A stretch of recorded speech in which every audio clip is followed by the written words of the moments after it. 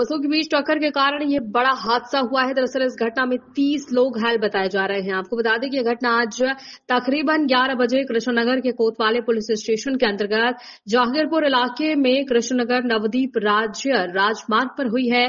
स्थानीय सूत्रों की माने तो दो बसें नवदीप की ओर से कृष्णनगर आ रही थी। उनके बीच विवाद के कारण एक बस अनियंत्रित होकर जहांगीरपुर इलाके के सड़क किनारे पलट गई है।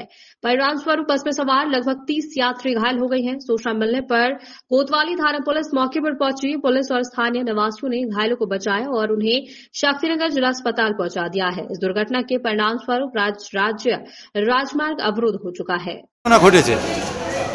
বাসে করে আসছিলাম, যে বাসটা বাম্পারে কি পাতি ভেঙে গেল, পাতি ভেঙে গিয়ে একেবারে অ্যাক্সিডেন্ট করলো। মানে কিসে গিয়ে অ্যাক্সিডেন্ট করলো? অ্যাক্সিডেন্ট করলে একটা লাইটের পোস্টে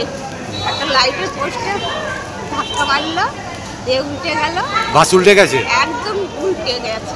আপনারা কোথা থেকে কোথায় যাচ্ছিলেন? আমরা নবদ্বীপ থেকে আমরা করিমপুর যাচ্ছিলাম, করিমপুরে মেয়ের বাড়ি যাচ্ছিলাম।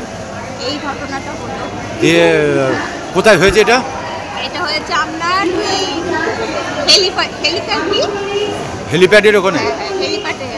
ওই বাসে কতজন ছিল? তা 40-50 জন ছিল।